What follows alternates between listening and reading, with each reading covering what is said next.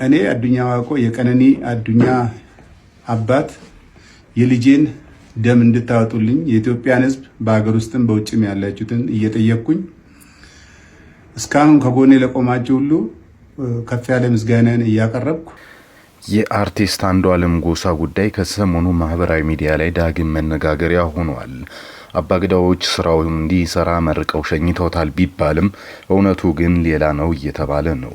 ለመሆኑ የሽምግልናው ሂደት እንዴት ነበረ? ምን ችግር ገጠመው? የሚለውን ጉዳይ የቀነኒ አዱኛ አባትና እንዲሁም አባገዳዎች ምላሽ ሰጥተዋል። ሁሉንም መረጃዎችን እንነግራችኋለን። ለጥቂት ደቂቃ ከአዲስ መረጃ ጋር እንቆይ።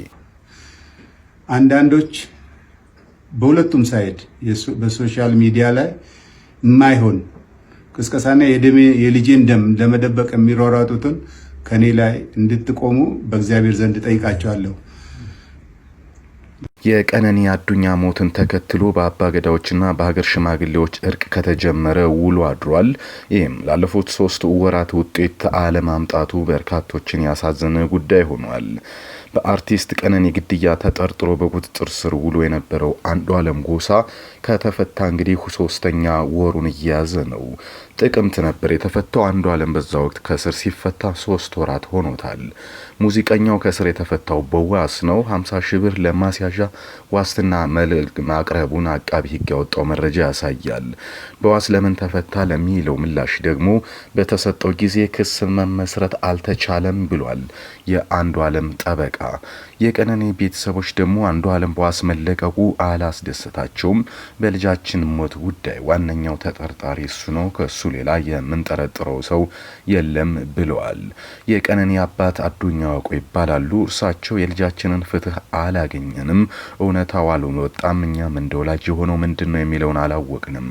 አንዱዓለም በዋስ ሲለቀቅ ልጃችን ለሁለተኛ ጊዜ ነው የተገደለችው ሲሉ የቀነኒ አባት አዱኛ ዋቆ ለቢቢሲ ተናግረው ነበር። አንዱዓለም ጎሳ በቀነኒ አዱኛ ሞት እጁ እንደሌለበት በተደጋጋሚ ሲናገር ቆይቷል። የቀነኒ ቤተሰብ በበኩላቸው ልጃችን ራሷን ትገድላለች ወይም ራሷን ታጠፋለች ብለን አናስብም፣ የተረጋጋች ጨዋና ቁጥብ ልጅ ነች ብለዋል። በዚህ መሃል አንዱዓለም እንግዲህ በ50 ሺህ ብር ዋስ ከወጣ በኋላ የተጀመረው በኦሮሞ ባህል መሰረት ያለው ሽምግልና ነው። የኢትዮጵያ ሕግ በእርግጥ በዚህ ጉዳይ ላይ ምን እንደሚል ግልጽ አይደለም።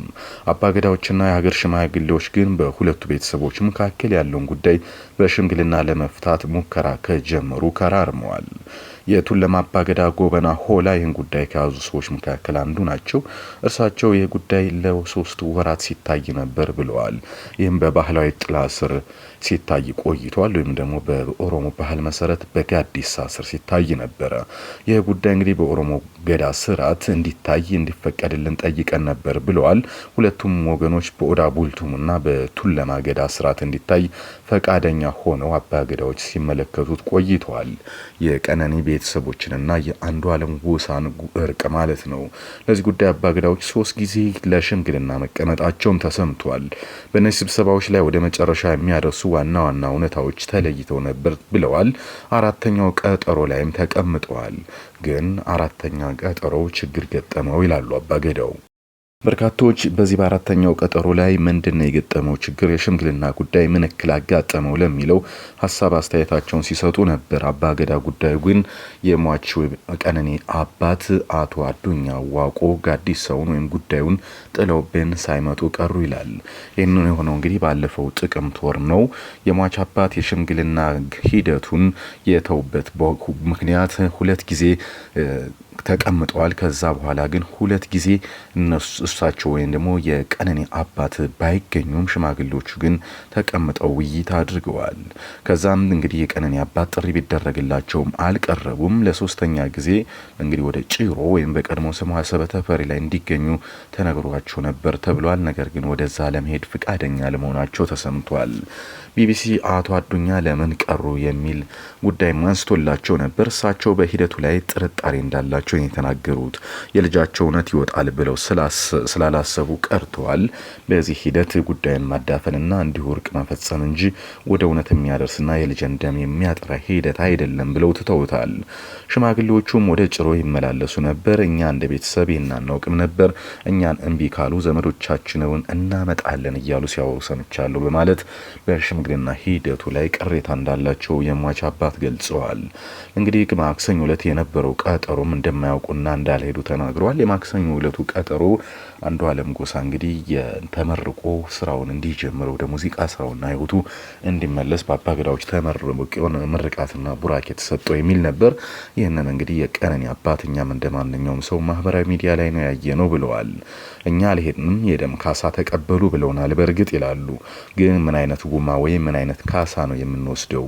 ገድያለሁ ካለ እውነቱን ፊት ለፊት ያውጣ፣ ካልገደለ ደግሞ ለምን የሰው ገንዘብ ጉማ ወይም ካሳ እንወስዳለን ሲሉ የቀነኒ አባት ጠንከር ያለ ጥያቄ ጠይቀዋል። ደግሞም ጉማና የደም ካሳ የሚቀበለው በዚህ መንገድ አይደለም፣ ለኛም ቢሆን ጥሩ አይደለም እያሉ ነው። እንደ ሀገር ሽማግሌዎች ገለጻ ደግሞ ለቃለ መሐላ ስርዓቱ አንዱዓለም እህቱና አንዲት ሰራተኛ ተገኝተው ነበር። እውነቱ ሊወጣ ሲል ሂደቱ ተቋረጠ የሚሉት አባገዳ ጎበና ሆላ ቤተሰቦች ተጸጽተው ወደ ገዳ ስርዓት ካልተመለሱ በስተቀር ጉዳዩ በዘመንና በገዳ ይፈታል ሲሉ ሀሳብ አስተያየታቸውን ሰጥተዋል። ግን ለመሆኑ የቀነኒ ቤተሰቦች ቅሬታ ምንድን ነው? አቶ አዱኛ እንግዲህ ሽማግሌዎቹ እውነትን ፈልገን እርቅ እናወርዳለን ብለዋል። ለዚህ ደግሞ ሲመጡ እኛም አክብረን እንደ ኦሮሞ ባህልና ስርዓታችን ተቀበልናቸው ይላሉ። ነገሩን ደግማችሁ አጣሩንልናቸው። ሲያጣሩ ግን አልገደልኩም ግን ደም አለብኝ የሚል ሀሳብ ደጋግሞ ያነሳል። አልገደልኩም ግን ደም አለብኝ ማለት በራሱ ምን ማለት ነው? ካልገደለ መሐላ ለምን ይምላል? ሲሉ የቀነኒ ቤተሰቦች ቅሬታቸውን ገልጸዋል። ከዚህ ባለፈ ቀነኒ ብቻዋን እንደነበረች አድርገው ነው የተናገሩት ለሽማግሌዎች። ግን የሞተች ዕለት ቤት ውስጥ የአንዱዓለም ቤተሰቦች ነበሩ።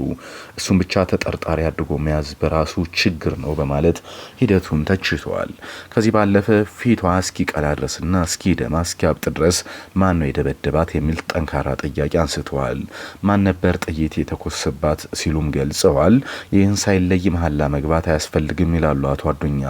በእርግጥ ቀነኒ አዱኛ ጥይት ተኩሶባት እንደነበረ ይህ ሲሰማ ይህ ያሁኑ ነው። ነገር ግን መደብደቧና የበለዘ ፊት የሚያሳዩ በርካታ ምስሎች ግን ሲዘዋወሩ ነበር። አሁን አባቷ ቀነኒ ጥይት ይተኮስባት ነበር ሲሉ ተናግረዋል። እናም ራሷ አጠፋች የሚለው በፍጹም የማይመስል ነገር ነው በማለት በአባገዳዎች ጉዳዩን በጥልቀት እንዲመረምሩት ድጋሚ ጠይቀዋል። ድምፃዊ አንዱዓለም ከእስር ቤት ከወጣ በኋላ በአይናችን አይተነው አናውቅም ብለዋል አቶ አዱኛ። እሱ ጋር ያለው የቀነኒ ንብረትም በሕግ አልተመለሰም ሲሉ ጠይቀዋል። ንብረቷን እንኳን ይዞ እውነቱን ቢያወጣ ለኛ ትልቅ ነገር ነው። ንብረቷን አንፈልግም፣ ምክንያቱም ከንብረት በላይ ልጃችንን አተናል። ግን ሁሉንም አተን ደግሞ ካሳት ተቀበሉ ብሎ ነገር የለም ብለዋል። በዚህ ጉዳይ ላይ አባገዳ ሆላ እውነቱ አባገዳ ጎበና ሆላ እውነቱ ያለበትን አይተናል ብለዋል። ነገር ግን እውነቱን ማን ይቀበል ሲሉ ይጠይቃሉ። ስለ እውነቱ ሲጠየቁ ባለቤቱ ወይም የልጅቱ አባት ሳይመጣና ሳይቀበል በዝምታ አይወጣም ይላሉ። ይህ መሐላ ነው ሲሉም ተደምጠዋል። በእርግጥ በኦሮሞ ገዳ ስርዓት የማይፈታ ችግር የለም ሲሉ የቀነኒ ቤተሰቦችና የአንዱዓለም ጎሳ ቤተሰቦች እርቅ እንደሚፈጸም ያላቸውን ተስፋ ገልጸዋል። ቢቢሲ አንዱዓለምና በቅርበት ያሉ ቤተሰቦችን ለማግኘት ያደረገው ሙከራ እንዳልተሳካም በዚህ ዘገባው ላይ ጠቅሷል። በቀነኒ ግድያ ተጠርጥሮ እንግዲህ አንዱዓለም ለ3 ወራት ያህል ታስሮ በዋስ ተለቋል። አሁንም ግን ጉዳዩ በፍርድ ቤት እየታየ እንደሆነ መረጃዎች ያሳያሉ። በእርግጥ አንዳንድ የማህበራዊ ሚዲያ መረጃዎች አንዱዓለም ነጻ መውጣቱን ዘግበዋል። አባገዳ ጎበና ግን እውነቱን ሽማግሌዎች ተረክበው አንተ ነጻ ነህ፣ እጅ ንጹህ ነው ብለው እስካልታወጀ ድረስ ነጻ ነው አላልንም፣ ልንለውም አንችልም ሲሉ ተደምጠዋል። በእርግጥ አንድ በመጨረሻ የምንነግራችሁ ጉዳይ አለ።